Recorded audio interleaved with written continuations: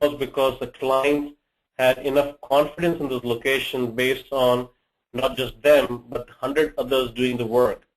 But over the last few years, clients have become very used to outsourcing. They've become very used to multi-sourcing and feel comfortable sending in some of the more niche work called KPO or even some of the IT stuff onto locations that may be small but centers of excellence in their respective areas.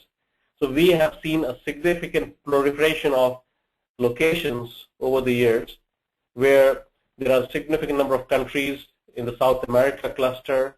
Again, then you have the Africa cluster, then you have the Southeastern cluster, and then you have China and also playing a significant role.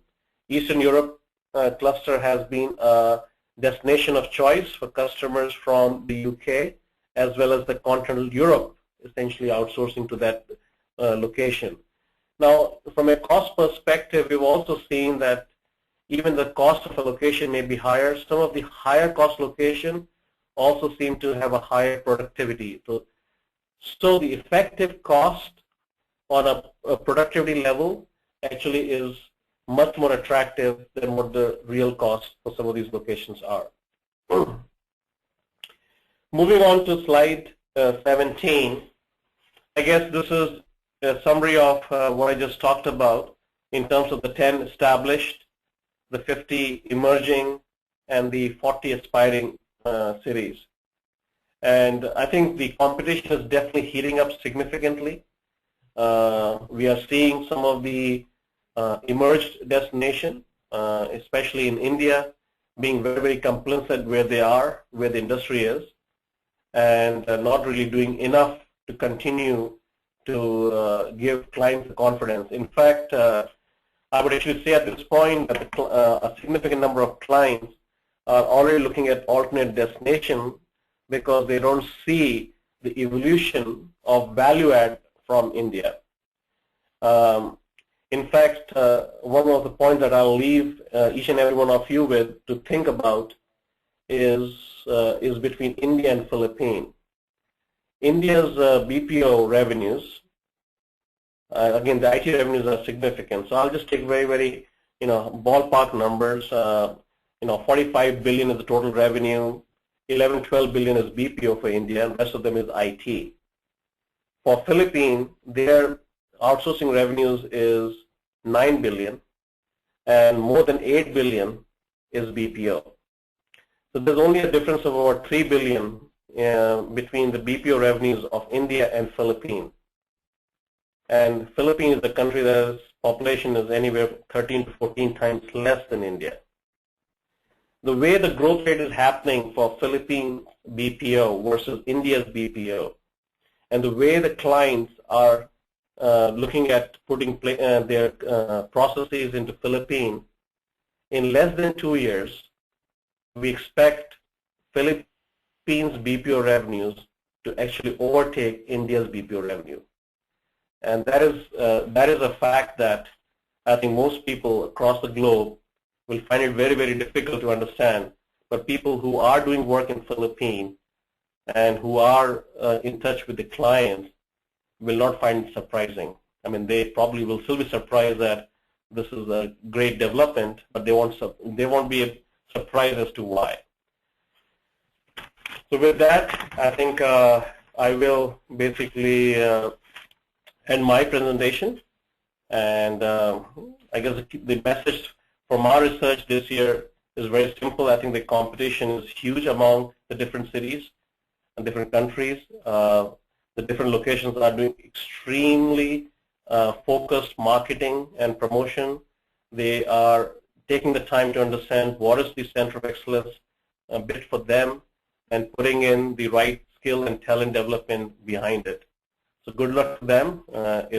It really becomes an extremely good playground for clients to look at where they want to put their processes. I think service providers need to just understand that they have to be extremely global to be able to align their deliveries to where the clients would like to see their processes deliver out of. Thanks. Thanks, Avinash, for the presentation. That was a great, insightful, presentation, and a very, very useful list of locations for companies to look at. I would now like to call upon Brian Tompowski. He is the Director Sourcing and Governance at the advertising agency group called as Publicis Group. Brian has been advisor in the sourcing area in his past career, and he has been an active practitioner of sourcing for the last few years at this company. Brian's role here is to present from the services buyer perspective what are some of the strategies that are needed when you look at new locations. So happily he calls this presentation the sourcing GPS. Let's call in Brian for his presentation. Brian? Yeah, thanks for the introduction, and it's a pleasure to be with everyone on the phone, and certainly to be reunited with Avinash. Avinash and I actually worked together in a former life, and known each other for a better part of, I guess, the last 10 years. So, as Ed mentioned, I run sourcing and governance for the Technology Shared Services Group, which we call Resources IT, for the third largest media conglomerate in the world called the Publicis Group. About 45,000 employees, 15,000 in North America, where really my focus is. And again, we serve the agencies for their technology needs, both from very basic core services like email, network, financials, HR, to discretionary technologies, especially now, as you can imagine, in the advertising, marketing, PR, and communications area. Everything's about digital, and so we're certainly moving into that space as well to help our internal customers be successful with their clients. So as Ed had mentioned, all this information and research that Tholons has done around the top 100, it is great, and certainly gives everyone, especially those of you who are buyers of these types of services, a great backdrop and information as you start looking at some of your strategic sourcing decisions. But I think certainly many of us, if not all, don't really have the necessarily ability to convince our senior leaders that some of these locations are actually viable in terms of the internal climate, potentially politics. So there's a lot of ingredients that certainly go into the location analysis and the location strategy of what what I'll continue to refer to as your sourcing portfolio. So just want to spend a little time. This is just a part of a broader presentation on, as I call it, the sourcing GPS, but some elements here that really hopefully will hit home and turn this into a bit of reality in terms of how do you take this information and make some decisions within your own companies, again, to make it real.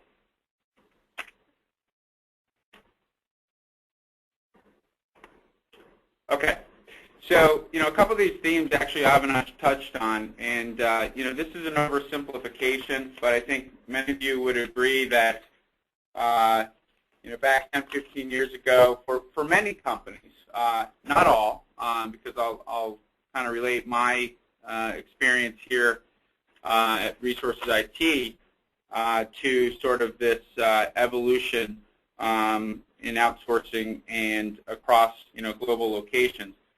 But basically, this slide is to indicate that for the most part, 10, 15 years ago, that we were really talking about two primary countries. Again, Avinash referred to as it was really more of a country focus rather than city.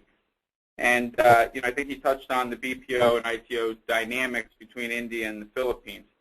Again, not to say that other companies weren't doing things in other areas. Certainly, Ireland at the time was one of the early players in the industry until cost became certainly a component that made them less competitive.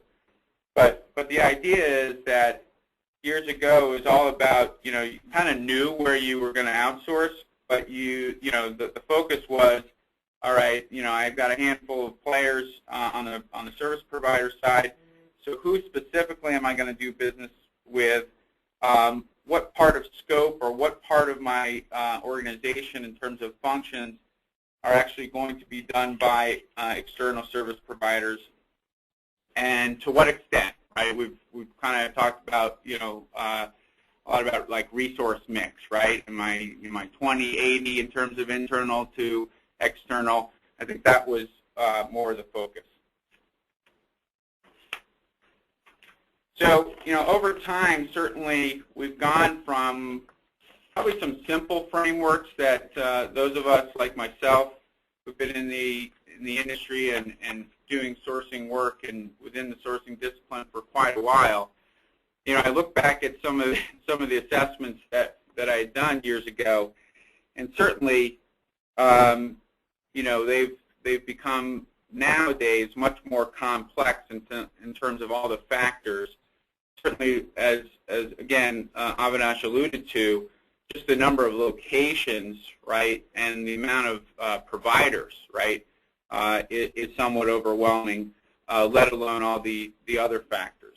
So, again, what you'll see here is that we've gone from a focus of really maybe some, 5 to 10, right, key criteria that helped with some of our outsourcing decisions back in the day. Location, dependency was certainly one of them, but a lot of it was around, documentation or maturity, skill availability, and things of that nature. Now, not to say those factors have gone away, but as you can see, as you move from past to present, right, sourcing, number one, in terms of these decisions and using external partners, has certainly become more complex and certainly gotten a lot more visibility in terms of, the C-suite and our senior leadership in terms of connecting sourcing strategy to the overall corporate strategy, business strategy, IT strategy, whatever strategy you want to talk about, right? Sourcing in one way or another, and I call it sourcing because really, the work that I do, and again, I imagine many of you do, is not just about external partners, but it's also about internal operations. So part of my responsibilities are to look at our internal resources and the skill sets and what we actually want to do with our core folks here, and how do we extend our capabilities and skill sets through partners. So it's not just an external view on the world. So, I show some of this kind of decision framework that I've used, and again, I think it's just a reflection of the more complexity in the decision making, strategic from a top down, right? And then if you look at the bottom right hand corner, is some of the tactical pieces. I call it the asset portfolio. So looking at key components of the organization, let's say, whether it's an applications group or infrastructure group, account management, whatever it may be, and really looking at the, some key dimensions here as to what are the internal assets, skills, right, the effects the connection with technology, the projects that are done in terms of our overall agenda and how that connects to the skill sets we have, so we're prepared not only for delivering now but also in the future. The brands we serve, again, that have different needs, things of that nature. So some of the sort of, I call it more tactical because